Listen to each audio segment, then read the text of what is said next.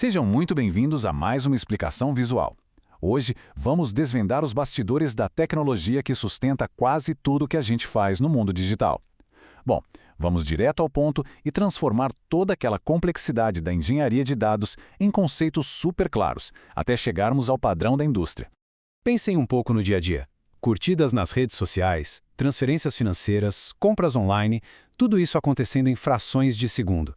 Como as plataformas modernas conseguem gerenciar milhões de transações simultâneas sem perder um único dado? Sabe, a gente está falando de quintilhões de bytes gerados diariamente. É um volume tão colossal que, obviamente, simples arquivos de texto já não dão conta do recado há muito tempo. Existe uma arquitetura incrivelmente robusta operando aí nos bastidores, de forma quase invisível. E para entender como tudo isso funciona, o nosso roteiro de hoje vai cobrir os fundamentos dos bancos de dados, depois vamos comparar planilhas com bancos profissionais, dar uma olhada nos principais tipos no mercado, entrar de cabeça no sistema MySQL e fechar com chaves e integridade referencial, um passo a passo do macro para o micro. Vamos começar pelo começo. Primeira parte, os fundamentos dos bancos de dados, ou seja, os nossos blocos de construção. A primeira sigla que precisamos dominar é o SGBD, o Sistema Gerenciador de Banco de Dados. Para visualizar isso melhor, imaginem um arquivo digital gigantesco, daqueles arquivos de aço de escritório, só que perfeitamente organizado. O SGBD é basicamente o software super inteligente que atua como gerente desse arquivo. É ele quem recebe os pedidos externos e garante que cada pedacinho de informação seja guardado, encontrado ou atualizado rapidinho e, o mais importante de tudo, com total segurança. E não dá para pensar nisso como uma peça única. É todo um ecossistema formado por 4 pilares essenciais. Primeiro, temos os dados em si, que são a informação bruta, tipo nomes e números. Segundo, o hardware, que são os servidores físicos pesados onde tudo isso mora.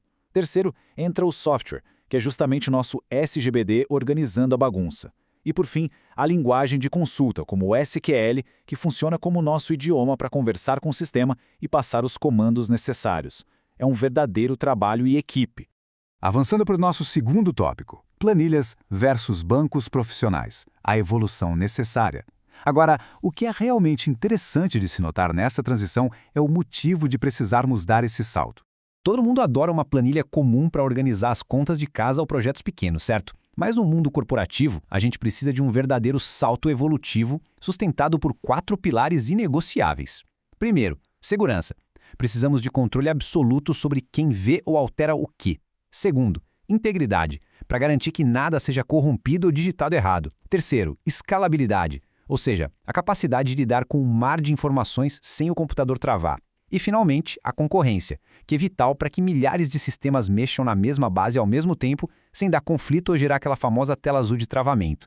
Chegamos à terceira parte, os principais tipos no mercado e como eles organizam todos esses dados. Porque, convenhamos, cada problema exige uma solução diferente.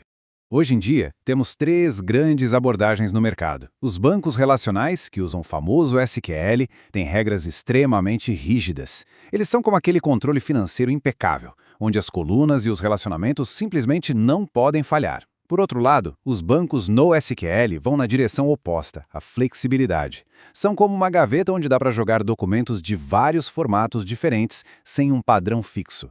Perfeito para dados que mudam o tempo todo. E claro, temos as soluções em nuvem ou cloud. Ao invés de comprar servidores caríssimos e manter infraestrutura local, é o equivalente a alugar um banco de dados prontinho lá fora com capacidade de crescer instantaneamente. E para quem está de olho no mercado, seja como desenvolvedor ou analista, é crucial entender para onde os ventos estão soprando. A grande tendência agora são as arquiteturas híbridas, que juntam o rigor do SQL com a liberdade do NoSQL.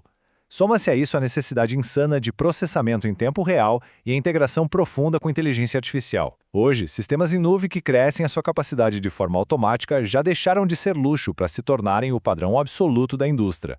O que nos leva ao nosso quarto tópico. Vamos dar um zoom e conhecer de perto o sistema MySQL, o verdadeiro padrão da indústria web. Para começar, o MySQL é um sistema estritamente relacional. Ele organiza as informações em tabelas maravilhosamente estruturadas. Linhas representam os registros e colunas são os atributos. Ele entrega uma performance altíssima mesmo quando bate milhões de registros. E o fato de ser de código aberto e gratuito fez dele o queridinho desde pequenas startups até corporações globais. Então, o ponto crucial aqui é a sua capacidade de criar vínculos precisos e inteligentes entre tabelas diferentes. É como ligar, por exemplo, o cadastro de um cliente direto ao histórico de pedidos dele, de forma super coesa. E para pilotar toda essa estrutura relacional, a gente usa comandos que são incrivelmente diretos. O vocabulário essencial é muito lógico. A gente usa o comando select quando quer consultar ou buscar alguma coisa. O insert para colocar registros novos lá dentro. O update para modificar os dados que já existem. E o delete para remover informações. E aqui vai uma regra de ouro da engenharia de dados. Nunca, em hipótese alguma, rodem um comando delete sem especificar exatamente o que querem apagar, a não ser, claro, que a intenção seja causar um desastre irreparável na empresa. E assim chegamos ao nosso quinto e último mergulho, chaves e integridade referencial. É aqui que vamos entender as regras mecânicas que mantêm tudo de pé e conectado. A base de toda essa estrutura é a famosa chave primária. Este conceito exige que um campo seja totalmente único, sem repetições e que jamais fique em branco. Para ficar fácil, pensem no CPF. Podem existir dezenas de pessoas com o mesmo nome exato, mas o número do CPF é totalmente único e identifica o indivíduo de forma absoluta. Num banco de dados, a chave primária faz exatamente esse papel de CPF para cada linha de informação. É a identidade do registro.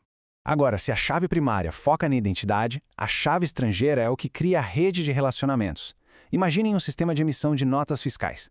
É impossível fatorar um pedido do nada. Todo pedido precisa apontar para um cliente real. A chave estrangeira do pedido vai, literalmente, apontar direto para a chave primária do cliente. É essa amarra lógica que conecta as tabelas, garantindo que a informação em um lugar faça referência exata a um dado válido em outro lugar.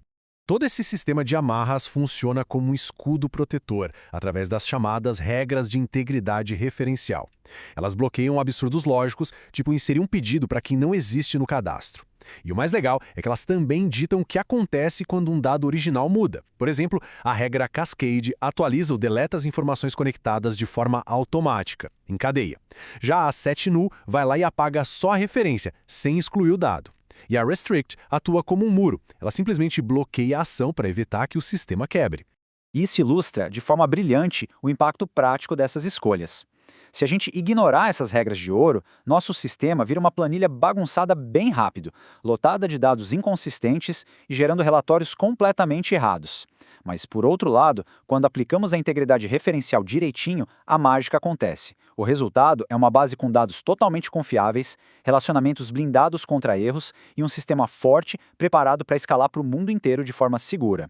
Assim, fechamos essa nossa análise visual sobre os fundamentos que organizam todo o nosso mundo digital moderno. É simplesmente fascinante ver como regras tão matemáticas e estruturadas garantem a fluidez de toda a internet. Mas fica aqui uma provocação para refletirmos juntos. Com a inteligência artificial operando rios de informações caóticas e não estruturadas em tempo real de forma cada vez mais intensa, como será que essas regras relacionais tão rígidas e antigas vão ter que evoluir nas próximas décadas? A arquitetura do futuro, sem dúvida, vai exigir novas respostas. Continuaremos explorando essas transformações surpreendentes em nossas próximas explicações. Até lá!